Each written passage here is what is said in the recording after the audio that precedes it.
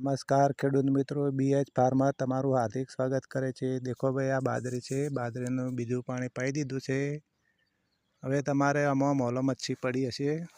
દેખો આમાં મોલો મચ્છી છે, જુઓ આવો ઉડે છે ને, હા મોલો મચ્છી પડી છે ને, એને તમે શું કરવાનું, કોઈ દવા છાંટવાની જરૂર નથી, પણ ગૌમૂત્ર લેવાનું, એક પંપ ભરી દેવાનો પાણીનો।